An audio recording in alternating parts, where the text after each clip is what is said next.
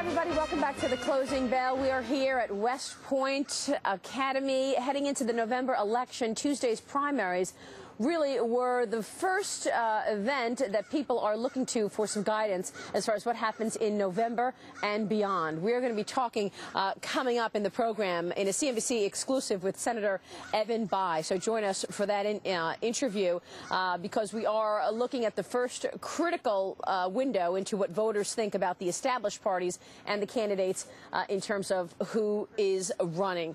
Joining me now in a CNBC exclusive is Senator Evan Bayh. Senator, good to have you on the program. Welcome. Thank you, Maria. Good to be with you today.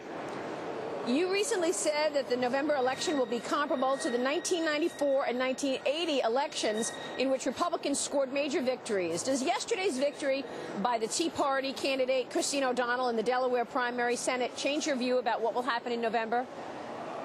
Well, it does at the margins, Maria. I think that seat was likely to go to the Republican Party. Instead, it's very likely now to stay with the Democratic Party. I mean, Karl Rove was on TV last night saying he thought the Republicans could not win that seat. So that means one more for the Democrats. But it's still going to be a very tough election for the party in power for a variety of reasons, starting with the poor state of the economy, which has people mad at Washington, just unhappy with the state of affairs and looking for a change.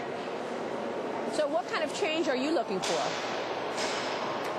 Well, I think we need to start doing two things, Maria. Number one, focus right now on getting this economy growing.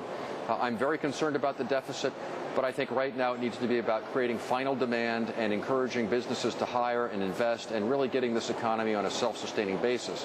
Once we've reached that, what they call escape velocity, then I think we need to pivot very aggressively and look at getting the deficit down, the debt under control, because that really is an anvil around the necks of the American economy going forward.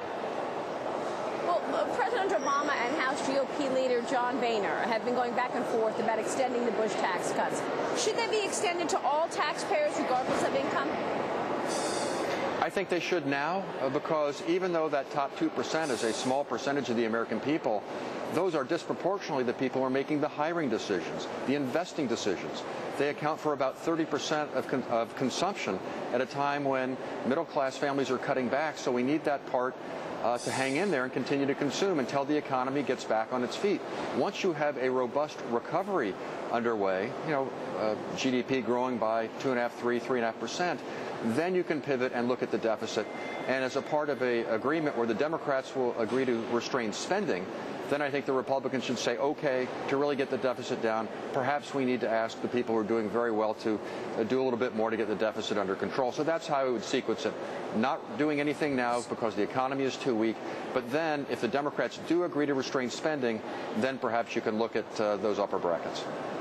I see. So then later, once we get through this fragile moment in time, you're comfortable provided that the spending slows down in reversing and allowing the highest earners to obviously chip in more.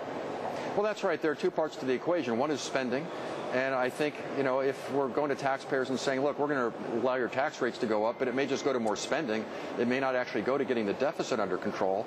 I don't think that's appropriate substantively, and I think politically it's almost suicidal. So I think the Democrats need to be serious about controlling rates and spending. And if they're willing to do that, then I think the Republicans have to say, once the spending has been dealt with, okay, if that doesn't get the deficit down to 3% or under of GDP, then maybe we have to look at the revenue side, and that's something that would have to be done. But not when the economy is so fragile. Right now, it's just not the right thing to do. Now, obviously, you are clashing with your party on this topic, yes?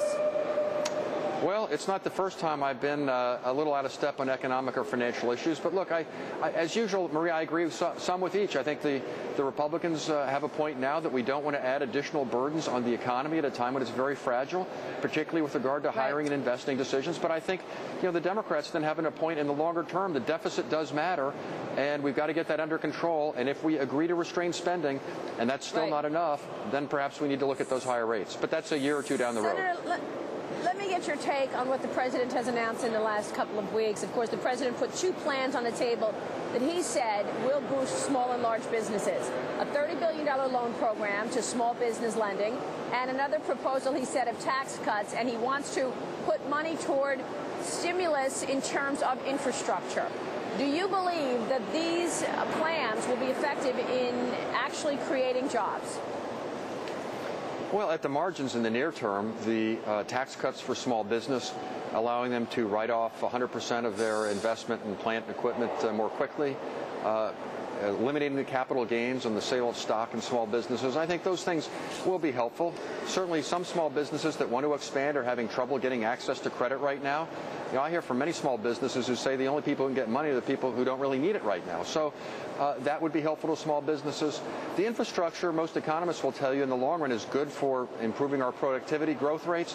It also does create some jobs in the construction industry and that sort of thing.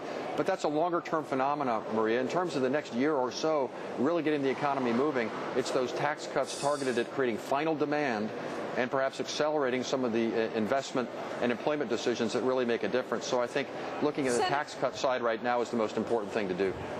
Senator, I know you're just back from a trip to China. What was the purpose of the trip? What did you take away from it? Americans want to know if we are in danger of falling below China in terms of the largest economy in the world at some point in the next 20 years.